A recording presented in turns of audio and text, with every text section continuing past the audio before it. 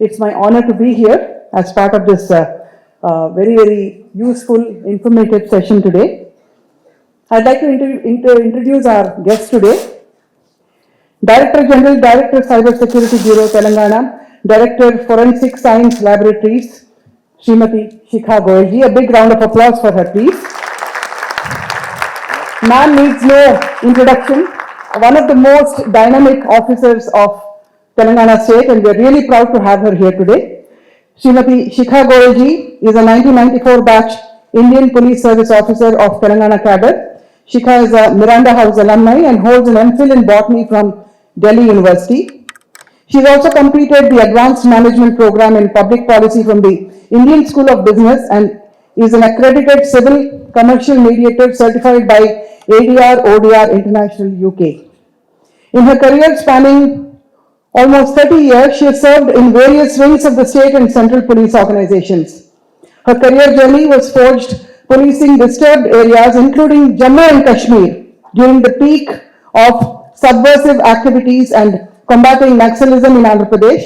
In her stint with the CISF, she was instrumental in providing security to large, sensitive and critical infrastructure installations such as the Delhi Metro and other economically important institutions spread over 10 states. Shikha is an architect and lead contributor to certain large impact initiatives such as the SHE teams. Now this really deserves a huge round of applause from all of us. What kind of an impact SHE teams made, we all know. And Bharosa Centers, which is a single window support from victims of grave sexual offences, and CDEW Family Counseling Centers, and we also have Travel Safe Ride Monitoring Service and Sahas Women Workplace Safety Initiative. So Shikha ma'am has always been in the forefront of leading initiatives related to women and children. As a Director General rank officer, she currently heads portfolios of the Cyber Security Bureau and Forensic Science Laboratory. As DG Telangana Forensic Science Laboratory, she is driving modernization of forensic services across the state through adoption of advanced technologies and reducing pendency with aligning practices with evolving legal frameworks.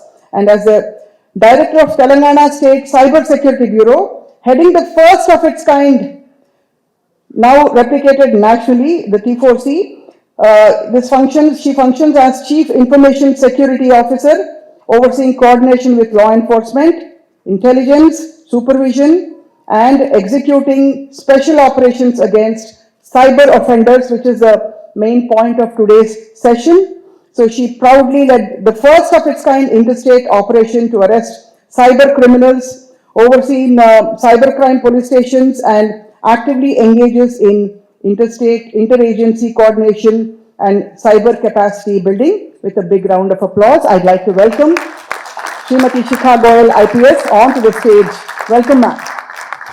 Last but not the least, Shikha ma'am is the recipient of many awards and accolades, and she is noted among some of the most dynamic officers. She has also been given the Presidential Medal and Police Medal for Distinguished Service in 2021. Ladies and gentlemen, we are here to speak about child safety both in the digital world and the real world. We are specifically speaking in context of sexual offences. And Shikha ma'am is going to give us a lot of insights today about the kind of investigation that happens and how we can prevent the rise of such crimes, ma'am. I'd like to start first with setting context to how serious this offense is, because we hear a lot of sporadic cases happening here and there. But as a senior police officer, what is the prevalence of such incidents, both in Telangana, because the digital realm doesn't have any geographical boundaries. So what would you say about this, ma'am? First of all, good morning, everyone, and thanks for having me here. It's really encouraging that on a Saturday morning, you have a hall full of people who want to discuss about a very, very serious issue about child sexual abuse. So I guess a round of applause to each of you who is here present in this hall today. When we talk about child sexual abuse, the most important part is that it is one of the most underreported crimes. So the statistics does not actually reveal the real problem which exists. And that is why I just don't even feel like revealing that, oh, this is the statistics or these are the number of cases reported. Because, and this is not a Telangana or a India specific, it's globally child sexual abuse, basically offenses against women and children are one of the most underreported crimes across the globe. And therefore, same happens here. In an Indian context, because of the social stigma which gets associated with these kind of offenses, also the fact that large number of these cases happen with known people. What we have seen is that almost 80 to 90% and even more are actually by, the within that circle of trust. Either it is family members or relatives or neighbors or friends or your caregivers. And therefore, many a times either the child himself or herself doesn't report because you know the person, so you feel whether you should talk against that person. Other is, even if at times when children tell, because of the close family structure or those relationships, the parents also many times do not come out and report.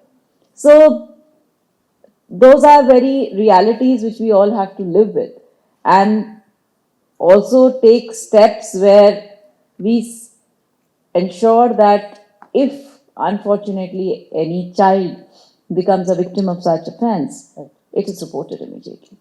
While setting context, would it be fair to kind of request you to elaborate on the kind of offenses we are seeing? Because there's a whole host of offenses starting from blackmailing, using intimate content, which was once perhaps true, and it's of very sensitive nature.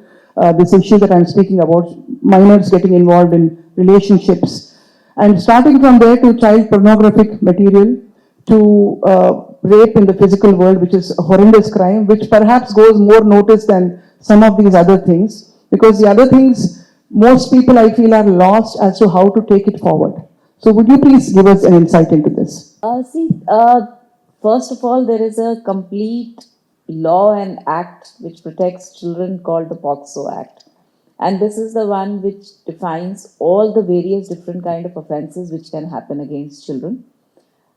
Uh, Simultaneously, when we talk about the internet or the online world, then our IT Act is also there, which also gets implemented. Now, the offenses can be anything. For example, in the physical world, it could be inappropriate touch, to showing child inappropriate content, to actually touching, misbehaving, threatening, rape, anything it could be there, luring a child, which like you're talking about, relationships or luring a child, because consent is in the Indian law is only of a major. So as long as the child is a minor, there is no consent. So there is no valid consent. Even if a child says that, yes, I am willing for XYZ activity, it is not valid as per law. And therefore, that is the bottom line, that a child's consent for such activities cannot be treated as a consent, and therefore that is against the law.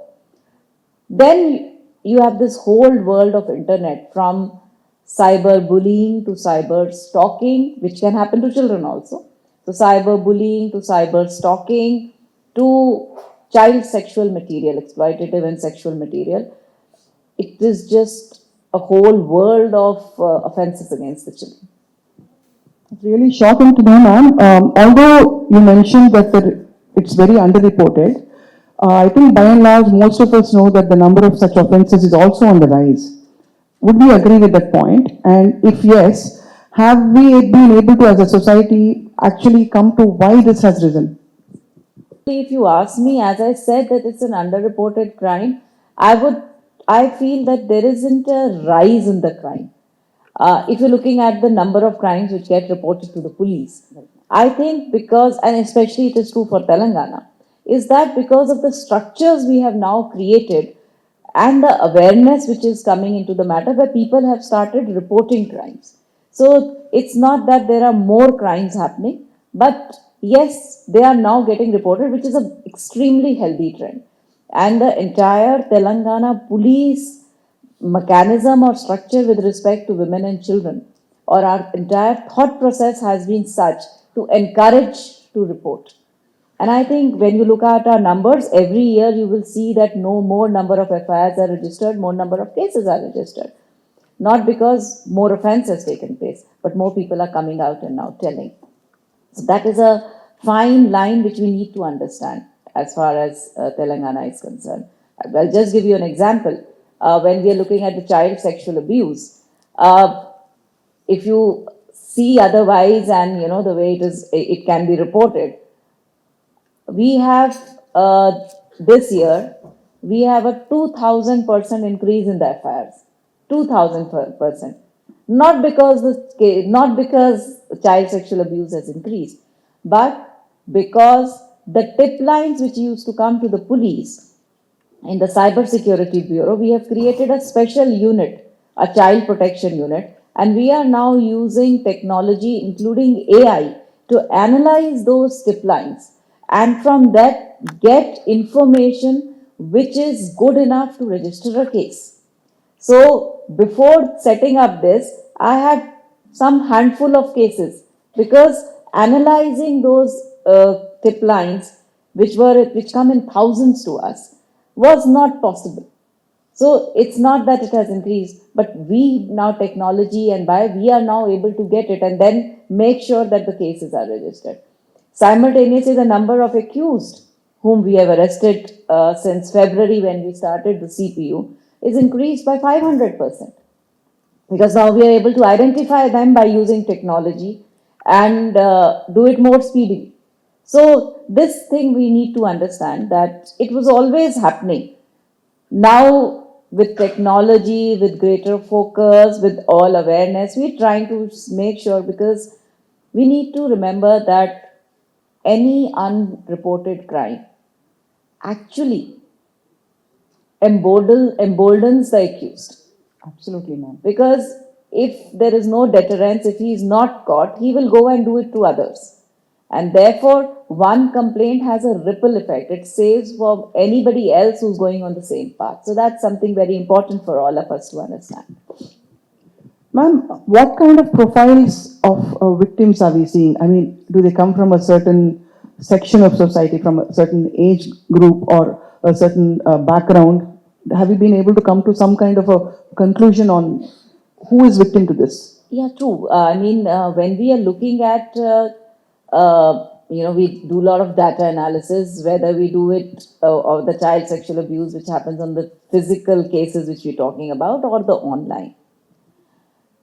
One thing is that when we're looking at online, most of the time when this is happening is when in the puberty age. That is the age group which becomes one of the most vulnerable to child sexual abuse, even in the physical world. That is the group which becomes very, very extremely vulnerable. Uh, Also, all of us and most of us believe that it is girls who are actually victims of child sexual abuse. So, when we analyze the data which is with respect to the online sexual abuse material, we found that 48% of them were boys, 41% of them were girls, and the remaining were videos in which both of them were there. So, boys are equally prone to child sexual abuse, and similarly, things we've also seen in physical bird. I see Mamta Raghuveer here, who has been a part of the Telangana police and all the initiatives which we have been taking. And she'll be bear me out that Bharosa centers and all which were done. That yes, boys are very, very vulnerable. So everybody sitting in the room where you have children or just say we have to be very conscious of the fact that our younger boys are equally prone to such, and therefore there's a need to protect them too. Shikha ma'am, since there is a host of different situations where such offences are happening, if we narrow it down to the digital space alone, have we been able to zero in on certain trends, like, certain number of months that, children are groomed, especially when adults are trapping these minor children into sexual offences and things like that. So, is there a pattern or a trend you have seen from your own experience? See, what we are seeing here is largely the victims in the online sexual material which are coming. Most of them appear to be foreign children, largely. I mean, as at present, whatever we are analyzing, the children mostly appear, although we have sometimes, in fact, we had a very successful case, and because usually the biggest challenge in a CSAM case happens is that the identity of the victim becomes very difficult because somebody has made some video and uploaded it or sold it to someone. Now, who was that child? Identifying that child is one of the biggest and the most difficult challenge for a law enforcement. We were recently able to, in fact, in one of the districts, able to identify because there was a use of Telugu language, and so we realized that both the child and the accused both are from here, and we were able to track the girl and victim and protect her. But largely, when we are looking at the present tip lines which come to us, most of the children appear to be of foreign origin in those. Doesn't mean to say that our children would not be, but because these tip lines presently get generated by the platforms who are based abroad, whichever, all the big platforms including Google, and are doing tremendous work in shortlisting. And watching children, probably the preference comes, the individual preference also, probably they would like to see more foreign children or whatever. So we're seeing that as of now in the internet world. That is what we largely see. But yes, it is never. I mean, it is true that even there would be Indian children who are subjected to, and maybe they are being watched by people who are abroad, because there is always certain preferences in these kind of a things. The people who are habituated to this kind of a thing, probably they would have certain kind of preferences. And the tip lines which get generated or which come to us are based on the accused who is viewing where. So if you're viewing in Telangana, it will come to us. Okay, so it becomes that. So if somebody is viewing in Britain, it will not come to us.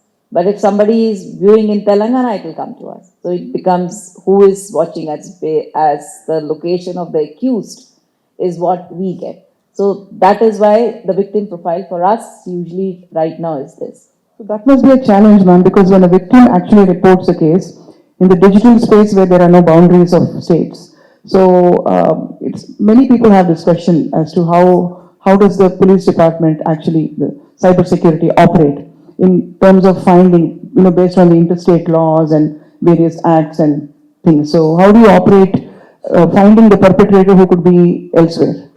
See, there's absolutely no dichotomy or confusion about jurisdiction because wherever the victim is and wherever the victim gives a complaint, that is the jurisdiction. The accused can be anywhere. That's not what the jurisdiction is all about. Uh, However, when you're talking about this, the child sexual abuse, the CSAM material on the internet, that time our jurisdiction is actually becoming the jurisdiction of the accused, where who is watching where. So if I'm sitting in Hyderabad and watching, this is the jurisdiction, I get a case registered here. Right. So and if it is a victim, victim has freedom to register it anywhere.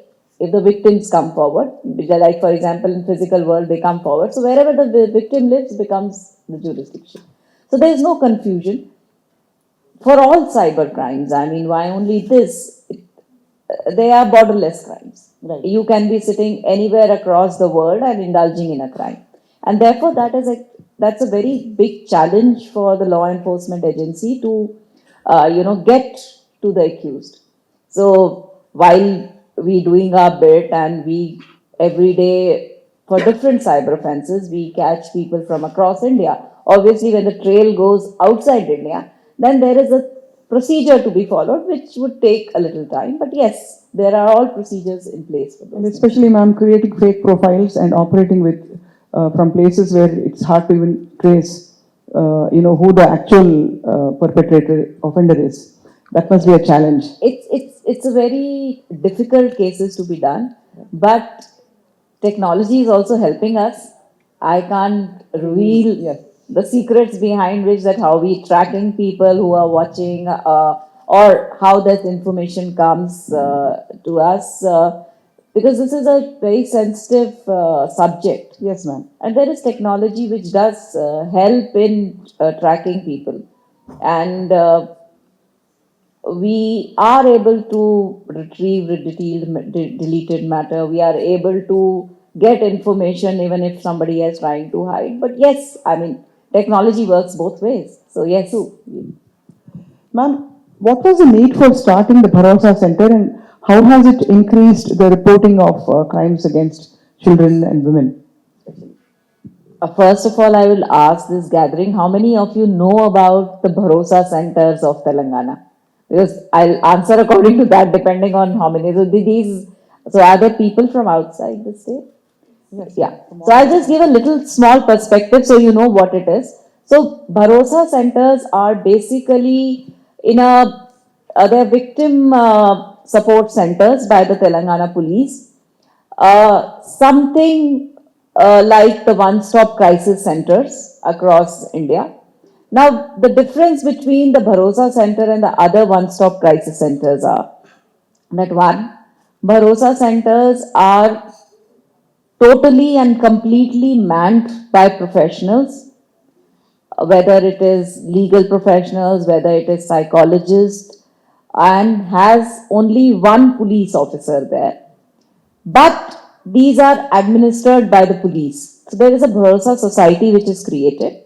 It is administered by that, while being completely day to day being functional under being functioned by professionals in the field. They are located away from the police station and they are located away from the courts or hospitals.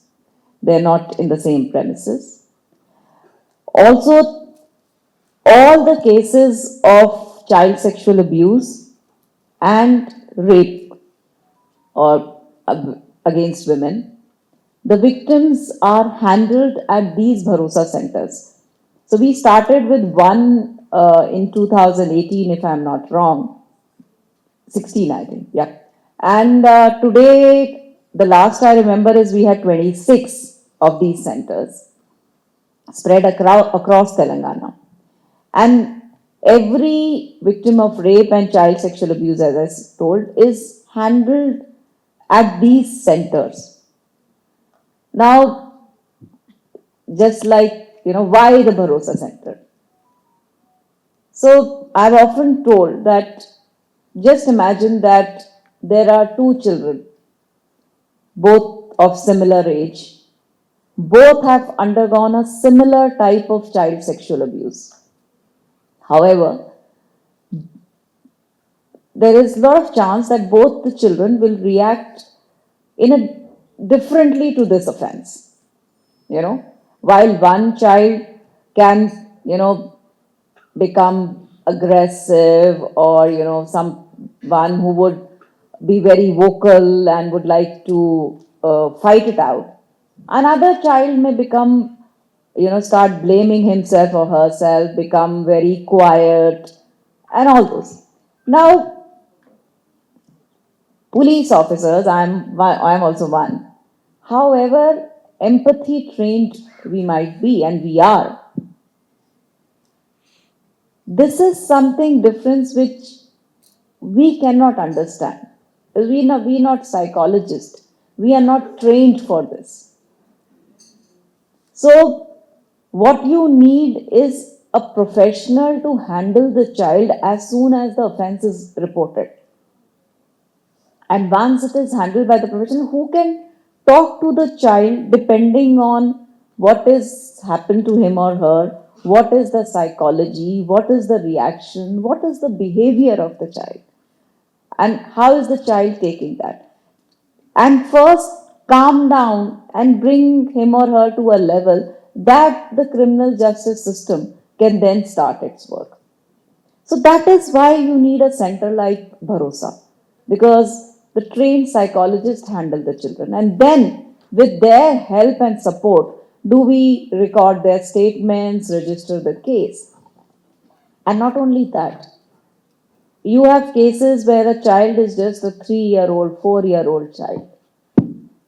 Now, how do you actually even ask that child, or how does the child even explain to you that what has happened to him or her? They're not even aware of what is the sexual parts of a body. They're not even aware of what has happened to them. So, in this kind of a situation, again, a police officer will not be able to, is not to get that information in a very delicate manner, which can then be even used in the criminal justice, where that is where the professionals come, because they are able to then talk to them and make them come and get them come with that comfort, explain to them, come with the solutions. And then our Bharosa centers are not only mere centers where you go in a beginning and you're ended.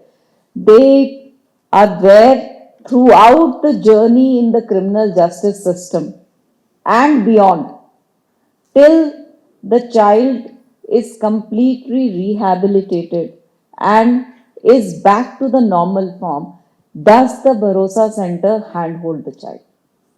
And that kind of a support is not possible anywhere else. And I guess this is the reason, recognizing the way these centers work, that the Supreme Court of India has acknowledged, and in fact, in one of its judgments said that this is a model for one-stop crisis centers, which should be replicated across the country.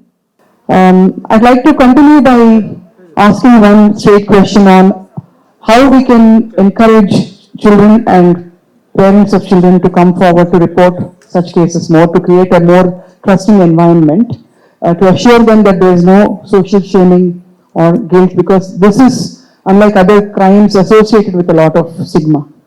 Yeah, thank you. I think that's one of the most important things, is that whether your child is confident enough or has the trust enough to actually come and even inform what is happening to you. What we see most of the time, that the children have a lot of feeling of self blame. So when something happens to them, they feel that it is my fault. This has happened because of my mistake.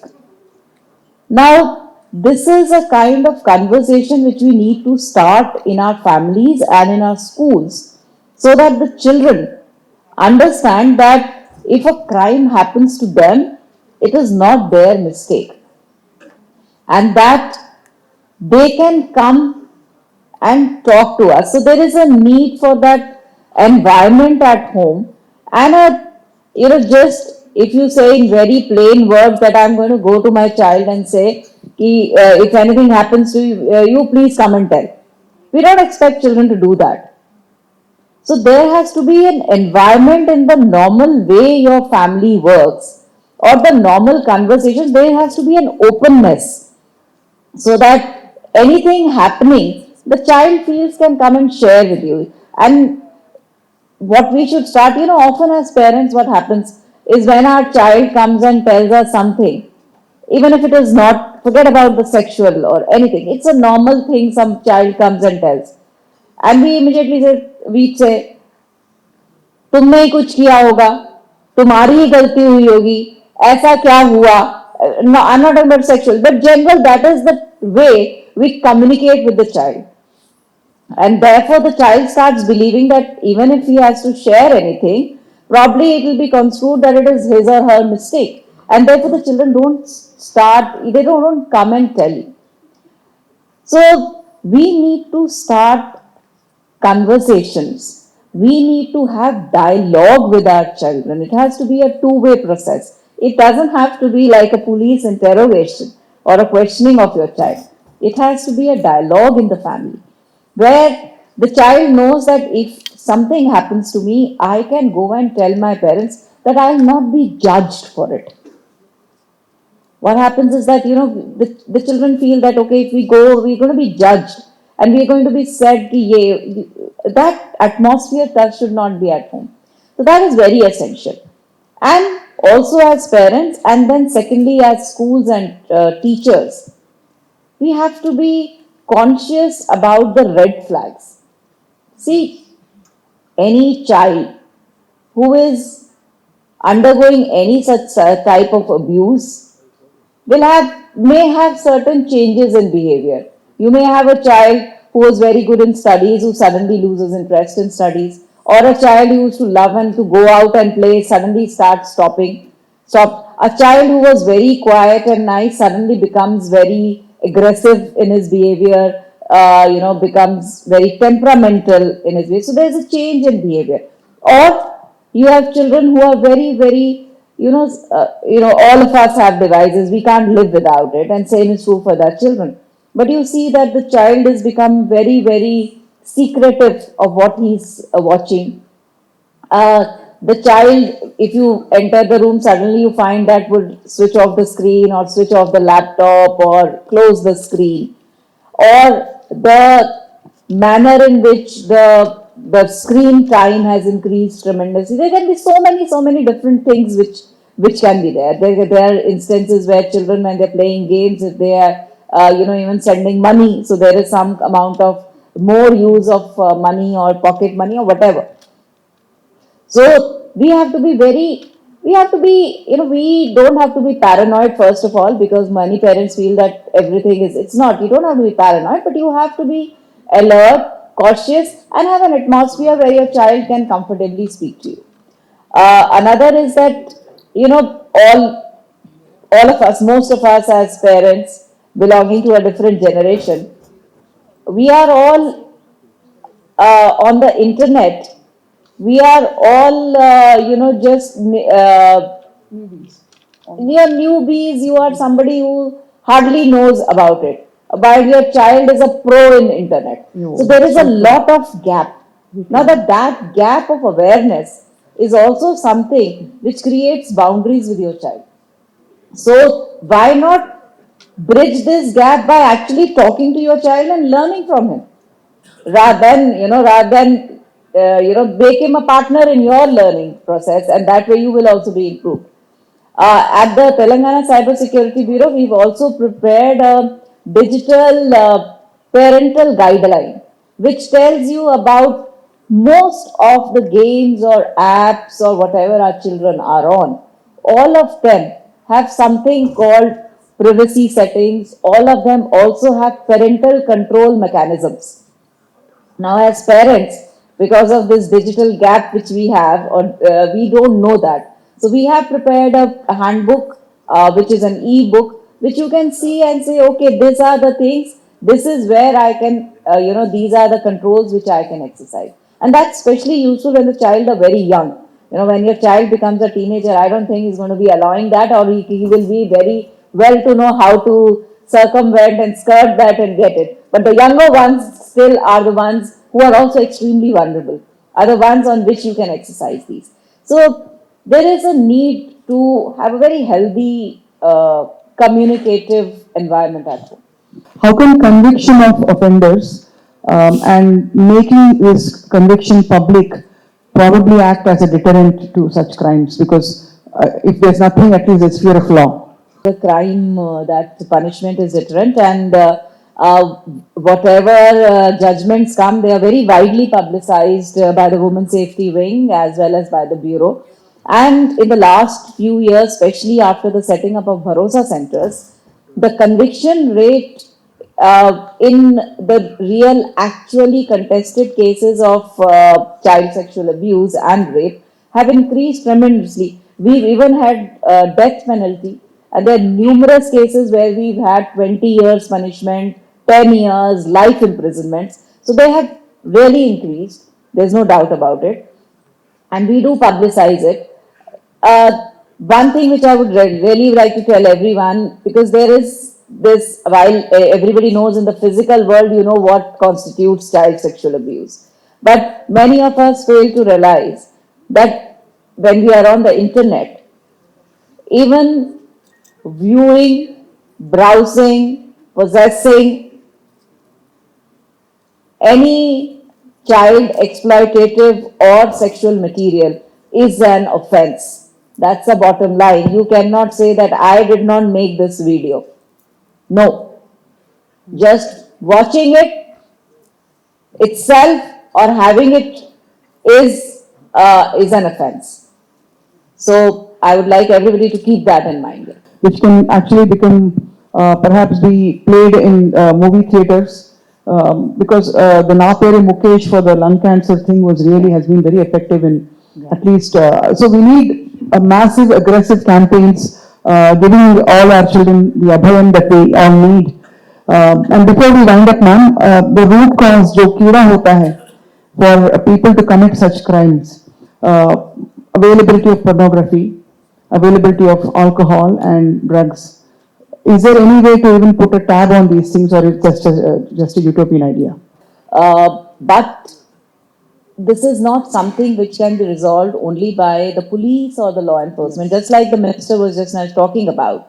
Large number of these crimes are happening within the realm of the home or in protected places by caregivers or family members. Now that is not the area which polices. I mean, we don't go into that realm. So that is somewhere where the parents, like family members, everybody has to be alert. So that is something which one has to do. As far as we are doing, as far as the internet is concerned, we are looking at the deep web, we are looking at the dark web, we are looking at tip lines which come from international and national agencies. We are cooperating with them and we have those informations and we develop. So we are from a bit, we've started now using AI to manage our tip, said earlier. So technology we are using and we're trying to do that, all that. But, as a society, till we keep that mute mode or that silence on, that silent mode till it remains on in the society. You can't curb this kind. One has to talk, voice, break, and make it normal. That okay, if this has happened, this is something which you are a victim, it has to be reported, action should be taken. You don't have to feel a stigma on that. So we have to normalize that. Normalizing, that's a great word, ma'am. Shikha ma'am, with your permission, may I open the session for a couple of questions, just one or two questions from the audience. If you have any questions, please. My question to you, ma'am, is that can you explain the hostile support system offered at Bharosa Center, like in the be it legal, medical, or psychological, and how effective it has been so far? I, I'm sorry, we are absolutely opposite. Like holistic, Holistic, yeah, that's the right word. Yeah. Holistic. So, at the Bharosa Center, as I was talking earlier, is that we handhold the victim throughout the journey. Now, when she's talked about, so the different services we offer. So, while there is psychological support in handling the victim, there is a police officer who will record the statements. There is a legal expert who will take care of the legal formalities. There is also many of our Bharosa centers are now declared as a hospital. So the victim's medical examination, as it is required in such cases, can happen in the Bharosa center itself. Wherever it is not declared or the doctor on that particular day is not available, then the Bharosa support person actually accompanies the victim to the hospital also. Then, throughout the trial, our legal support and the legal team assist the victims. We also have tie ups with NGOs with respect to rehabilitation. We also have a victim support fund so that, before the compensation from the government arrives in these cases, which may take certain time, where sometimes the victim is in dire need of some amount immediately. Sometimes the victims come in such a pathetic situation that even a change of clothes would be something which you need immediately. So you can't wait for somebody else to do that. So we have that victim fund where immediate medical expenses, immediate other things which have to be taken care are taken care. We also, tie up with the Child Welfare Board and the committees. We have tie up with homes where if the child has to be, sent into a protective home, We have tie-up with them. For women, we have as I said, we have rehabilitation, we have skill building. There are so many children whom we've actually put into schools who are victims, and then they have gone into schools, and then for certain time we funded their education, and then gradually takes over with the government schools and all. So it's a complete holistic kind of a thing where every service which one would need not only within the criminal justice system but in that entire process of finally rebuilding your life or getting back to the normal is where the bharosa from the day one till not only till your case gets convicted or you gets punishment but beyond, a staff remains in touch with you. So that is a happy place that we want every victim to arrive at after going through such a horrific experience, ma'am. Like you rightly said, being totally rehabilitated and coming to terms and also taking action against the offenders. Thank you for that question. I think we are almost winding up. Yes, sir. These days, what we are seeing that in private places, wherever an abuse happens or anything happens, a lot of content or the CCTV footages get leaked. And then they start playing on social media. Like recently, there was a case in another state where a young child was molested and abused in a premises, and that how God knows. As a working with the law enforcement, I understand that without a proper notice, nobody can give a CCTV footage. But that content was leaked, and then it was playing in a loop on every social media. And now, for any agency, it is very difficult to pinpoint and tag that content and get it removed. So my concern and I want an opinion on this, that as your organization, how are you taking this? How are you dealing with this? And have you issued any advisories to these schools or hotels or any private place or even the traffic cameras, where how do they get access of these clippings and how they play in a loop? And one second, a part to this question is how we are ensuring the secrecy and identity of the victim to go, in papers it never comes out, in printed media it will never come out, they'll change names or something. But what about the social media thing? These are very valid and genuine concerns that because see, now that the use of CCTV has become very widespread, every organization, the government, the organization, police, all of us are doing. So there are actually certain guidelines and frames which are already in place that who can use and what you can do with the CCTV footage. So secondly, as far as the child sexual abuse thing is, the law is extremely strict. So if you are actually from whatever source you might have got that information, whoever is the one who is spreading it or using it is equally liable. You can't say that I did not abuse the child. But if you have circulated, as I said, a mere possession, yes, or a mere viewing itself is an offense. So it is an offense. I mean, there's no dichotomy or there's no confusion about it. So if somebody has leaked a CCTV, he is equally liable, and the one who's playing is also equally liable. Even if they mask, ma'am, even if they mask the eyes, or No, try yes. to camouflage some of Yes, the no. details. So see, when you say about identity of the victim, it means when an offense has taken place and the identity of the victim, if you reveal, so that is a separate offense. But the fact that you are showing us sexual material is itself an offense. Whether you reveal identity or you don't reveal identity is immaterial. And therefore, it is, although we will definitely need more stricter things, but I think that part is extremely clear. Now, I think the second one was about victim names. So, victim names are again same. See, law applies equally to the social media platforms. So, whatever the law says, if the newspaper cannot publish, if the police cannot tell, it equally applies to the social media platform. And anybody who violates should be definitely be held responsible. And I think the liability would lie on the platform itself. As simple as that. But, in the name of encryption or that we do not know, many of them try to skirt saying that we don't have that liability. But I don't see any dichotomy or any problem in that. Shikha Goel, ma'am, we all know 1930. What else should we know today? We should know how to use it.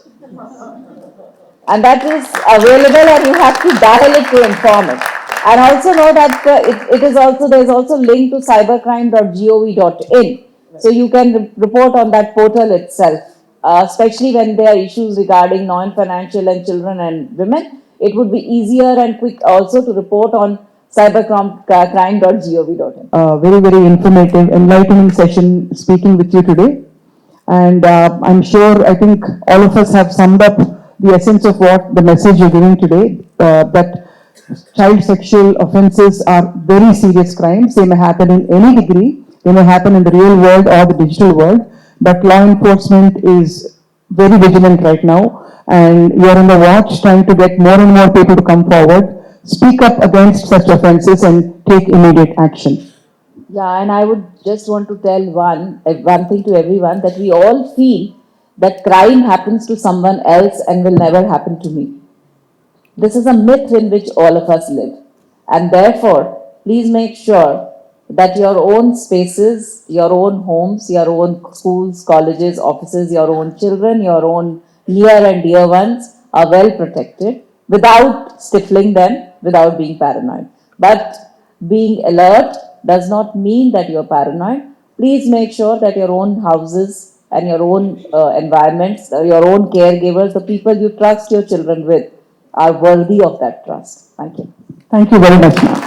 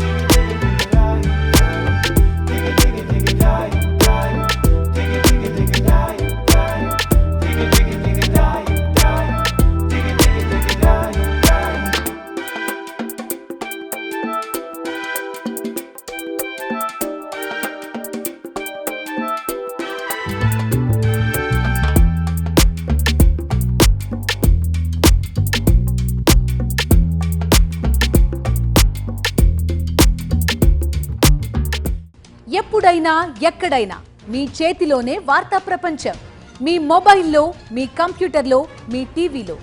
Sakshi TV digital ప్రసారాల కోసం login అవ్వండి www.youtube.com/sakshi tv. Subscribe సాక్షి TV YouTube channel.